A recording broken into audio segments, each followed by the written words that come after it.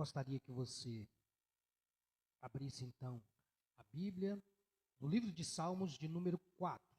Os irmãos que têm nos acompanhado, nós temos começado a fazer uma série de mensagens em cima do livro de Salmos, desse saltério, né?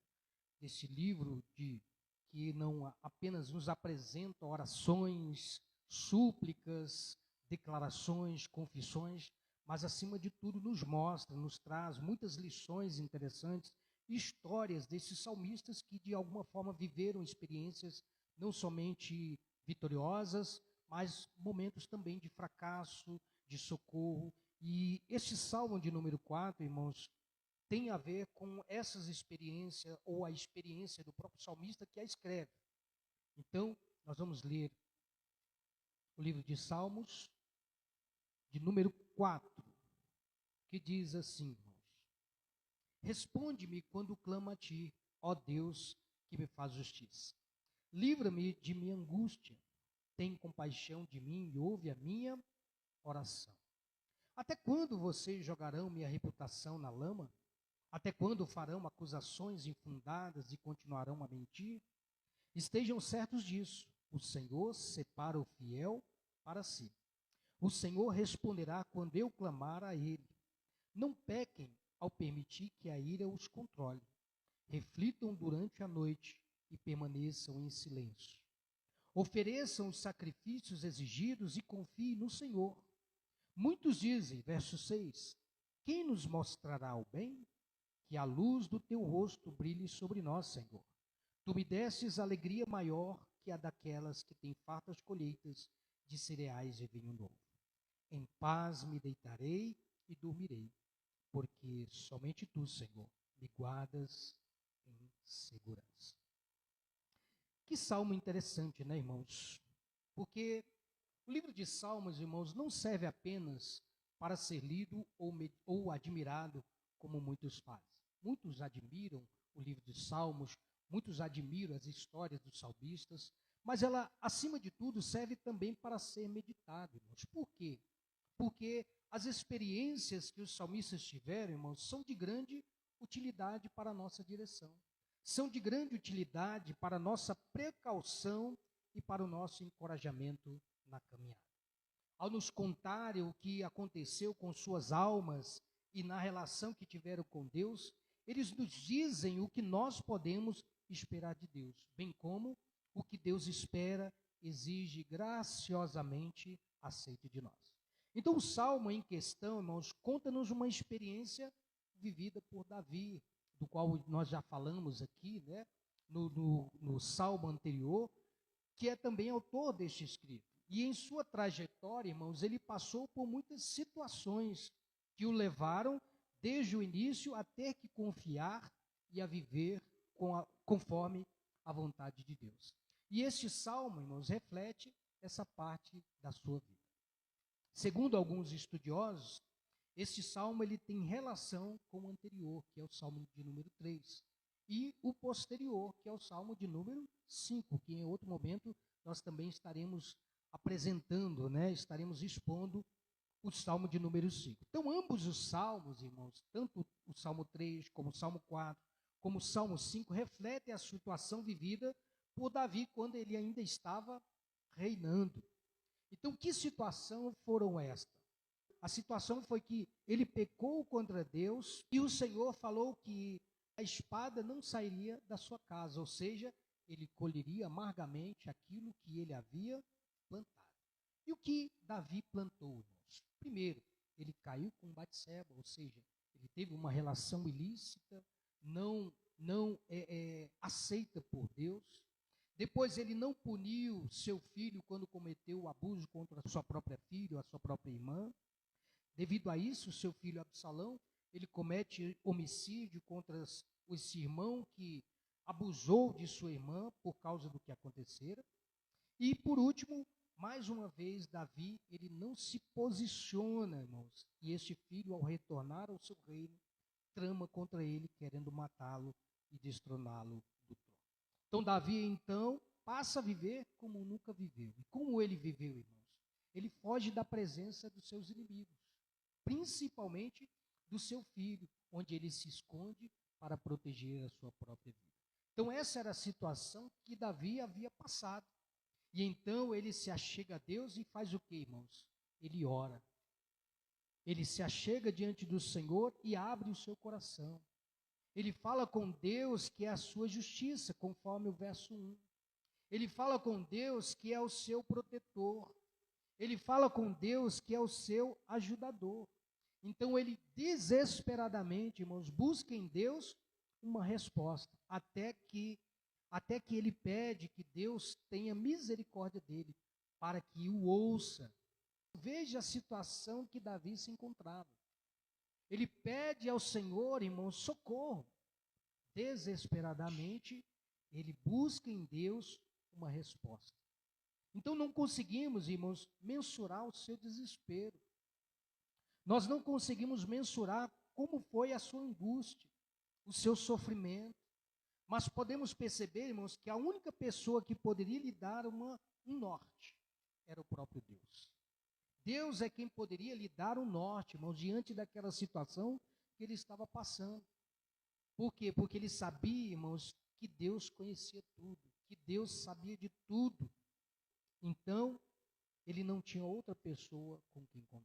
E muitas das vezes somos nós, irmãos, quando nos encontramos numa angústia, num desespero, e nós não temos alguém para contar os nossos problemas. Então, os seus mais chegados conselheiros lhe abandonaram.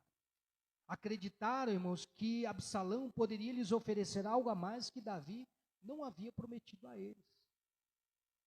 Davi, então, chega a dizer a Deus em sua oração que eles amavam serem reconhecidos além do que já eram. Eles, de fato, irmãos, faziam parte da elite palaciana. Eles tinham privilégios. Eles sabiam tudo que o rei compartilhava com eles. Davi não era um rei que não fosse acessível, irmãos. Davi era um rei acessível. Por isso que ele tinha a confiança de compartilhar aquilo que ele sentia, às vezes aquilo que ele estava projetando. Mas eles demonstraram serem gananciosos. Preferiram acreditar nas acusações infundadas e nas mentiras levantadas contra ele, ocasionando a ele uma má reputação. E aí o episódio de como tudo isso se desenrolou em seu reinado, irmãos, lhe trouxe realmente consequências que geraram para quem olhava para Davi, que era a fraqueza, a covardia e a indiferença. Ele reconhecia que havia errado. Ele reconhecia que havia falhado em não tomar uma atitude sábia e honesta. Ele deveria ter se posicionado quando as situações começaram a se desenrolar na sua caminhada, no seu reinado, dentro da sua própria casa. Então, só que quando tentou consertar a situação, irmãos, já tinha fugido do controle. Ele já tinha tomado outro rumo. Não havia mais como voltar atrás. Então, a sua reputação fora manchada. Um rei que antes tinha sido aclamado por sua coragem e fé, agora se via como um fracassado e covarde. Isso, irmãos, lhe trouxe, de alguma forma, indignação. E ele expõe em sua oração. Isso lhe trouxe revolta, mas nem por isso ele pecou. Quando ele disse que intentavam contra ele. Nem por isso ele procurou a morte dos seus inimigos. Antes entregou para Deus, porque sabia como Deus trata aqueles que se levantam contra o seu ungido, conforme o Salmo 3, verso 7. Então o povo havia escolhido um rei. O povo queria um rei, mas Deus havia escolhido outro da casa de Jessé, seu pai, um pastor de ovelhas, um homem segundo o seu coração, o homem segundo a sua escolha. Isso era o que bastava para Davi. Era isso, irmãos, que lhe confortava. Então, apesar do pecado que cometera, e apesar das atitudes que deixou de tomar, ele sabia que Deus ainda o respondia, porque o sacrifício que o Senhor desejava era um espírito quebrantado. Por causa disso, Deus não rejeitaria um coração humilde e arrependido, conforme o Salmo 51:17. Conforme ele mesmo escreve também, irmãos, quando ele se viu longe de Deus. Cria em mim, ó Deus, um coração puro e renova em mim um espírito inabalável. Não retires de mim o teu espírito. Porque eles sabiam que o pecado o separava de Deus. Então essa era a mentalidade de Davi. E isso fazia toda a diferença na caminhada de Davi. Isso fazia toda a diferença no reinado de Davi. Por isso que Davi é lembrado até hoje. Diferentemente dos outros reis que se levantaram, que fizeram aquilo que desagradava a Deus, que era mal aos olhos do Senhor. Mas Davi não, irmãos, Davi sabia o Deus que servia. Apesar dele ter pecado, ele sabia que Deus também era um Deus que perdoava. Então, assim como faz toda a diferença em toda a nossa caminhada também, quando nós nos arrependemos e reconhecemos a nossa dependência no Senhor.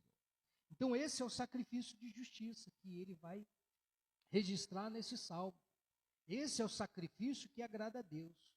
Um coração arrependido, com confiança e fé, conforme o verso 5.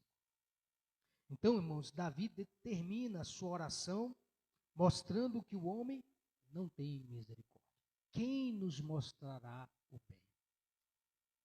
Quando confrontado com uma situação sem saída, irmãos, ele preferiu sofrer as consequências sobre a misericórdia de Deus do que enfrentar o juiz implacável dos homens. E como o homem é mau, irmãos, o homem é mau por natureza. O homem não tem misericórdia. Então o ensinamento central aqui, irmãos, é que mesmo diante de dificuldades, o amor e a compaixão divina superam a justiça humana. A justiça humana, irmãos, trata as situações de uma forma. Mas Deus, que é soberano e que é todo-poderoso, trata de outra forma, irmãos. Então Davi havia reconhecido que falhara. E que após cometer a falha de ter, irmãos, feito o que era mal aos olhos do Senhor, ele teve que escolher entre 3 castigos. Então ele escolheu, portanto, cair nas mãos do Senhor, por saber que a sua compaixão e o seu amor era imenso, evitando a crueldade dos seus inimigos. Quando Davi, irmãos, fala que é melhor cair nas mãos de Deus do que na mão dos homens, é porque ele sabia da crueldade dos homens. Como o homem é cruel, irmãos. Como o homem é sanguinário. Ele não perdoa, ele não tem o perdão em si próprio. Se Deus não intervir, irmãos, na situação em que o homem se encontra, irmãos, o homem, ele é capaz de fazer coisas absurdas por causa da natureza caída, do mal que habita nele. Como Paulo vai dizer, né? O bem que eu quero fazer não faço, mas o mal que eu não quero fazer, isso faço. Por quê? Porque o pecado habita em mim. A natureza caída ainda se manifesta. Então, embora, irmãos, as mãos de Deus sejam sinônimo de refúgio e perdão, as Escrituras também advertem sobre a sua justiça. E em Hebreus capítulo 10, verso 31, o texto aponta que enfrentar o julgamento do Deus vivo, fora da sua graça, pode ser algo terrível. Então, ainda que nós, irmãos, tenhamos que escolher sobre uma disciplina, irmãos, que escolhemos cair nas mãos do Senhor. Porque por mais que Ele seja justiça e amor, irmãos, Ele sabe como tratar com cada um de nós. Então a essência, irmãos, dessa conclusão é que é sempre melhor confiar na soberania de Deus do que na limitação, no egoísmo e na malícia humana. Davi sabia que os homens eram gananciosos, maliciosos, eram maus. Mas o homem tem por si só, irmão, porque o homem tem por si só essa natureza, a natureza má. Mas Deus, que é justiça, tem uma natureza boa e confiável. Deus é bom, irmãos, e a sua misericórdia dura para sempre. A sua bondade é de eternidade a eternidade. Por isso nós podemos confiar nesse Deus que é todo-poderoso, que é bondoso, e que tem sido misericordioso conosco todos os dias. Por ser rei, irmãos, ele se deparava todos os dias da sua vida nas mãos dos outros. Ainda que estivesse cercado de guardas em seu palácio, seu sono poderia vir a ser despertado a qualquer momento, por causa de traição. A gente imagina que o rei, por estar no palácio, estava seguro, mas quando nós olhamos para a história, irmãos, nós vamos perceber que as maiores traições foram dentro do seu próprio quarto. Os seus guardas, que eram para protegê-lo, acabavam se rendendo às vontades, às suas vaidades, fazendo com que outros pudessem, então, matar o seu próprio rei. Mas Davi sabia, irmãos, que a sua paz, ela não vinha de sua segurança armada, mas do próprio Deus que o livrava. Por isso que as últimas palavras de Davi, nesta oração, irmãos, são cercados de fé e confiança. Quando ele diz, em paz me deitarei e dormirei, pois só tu, Senhor, me guardas em segurança. Que confiança, irmãos, que fé Davi tinha no Deus Todo-Poderoso, no Deus vivo, irmãos, que nós conhecemos, no Deus vivo que nós servimos. Então este salmo, irmãos, serve como um guia atemporal contra a nossa ansiedade.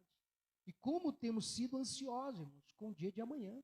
Jesus já nos dissera que basta cada dia o seu mal, que não é para que nós andemos ansiosos por coisa alguma. Este salmo, irmãos, nos desafia a trocar a nossa preocupação exacerbada e a dependência de circunstâncias externas pela certeza do cuidado divino. Devemos fazer, irmãos, como Pedro, lançar sobre ele toda a nossa ansiedade, lançar sobre ele todas as nossas preocupações, lançar sobre ele, irmãos, todo sentimento ruim. Por quê, irmãos? Porque ele tem cuidado e provido a cada dia nas nossas vidas. Este é o Deus que nós servimos, irmãos. O Deus que provê, um Deus que cuida, um Deus que livra todos os dias as nossas vidas. Como os irmãos puderam perceber, no início, a minha esposa disse sobre o que aconteceu com o nosso filho. Foi livramento, irmãos. Porque Deus está cuidando de nós, irmãos. E eu louvo a Deus, irmãos, porque graças a Deus não ocorreu nada de mais grave. Por quê? Porque o Senhor cuida dos seus. E aqui, irmãos, o rei Davi nos ensina ainda que a verdadeira alegria e o repouso seguro e a paz que nós procuramos não vem dos bens materiais, que ela até pode nos proporcionar, irmãos, mas vem de uma comunhão séria. Vem de uma comunhão responsável, irmãos, e íntima com Deus. E Davi, irmãos, tinha essa comunhão séria com o Senhor. Davi tinha uma comunhão responsável e íntima com Deus. Pois, em todos os momentos em que Davi se achegava a Deus, Davi obtia a resposta do Senhor. Por quê? Porque ele era sincero, ele tinha um coração arrependido, um coração que buscava aprender cada dia mais com o Senhor. Então, que nós possamos, irmãos, aprender como Davi, que mesmo em meio às adversidades, nós podemos ter paz. Então, descanse no Senhor, descanse em Deus, tenha paz com Deus, que nos guardará, irmãos, e cuidará de nós, mesmo em meio às adversidades. Que você possa continuar confiando no Senhor, porque Ele tem cuidado de nós. Amém? Apesar de ter sido uma experiência muito dolorosa para Davi, nós podemos tirar lições de que, em meio a essas adversidades, as situações ruins, as situações que muitas das vezes fogem do nosso controle, Deus está conosco em meio às lutas, em meio às adversidades, em meio às situações desagradáveis na nossa caminhada.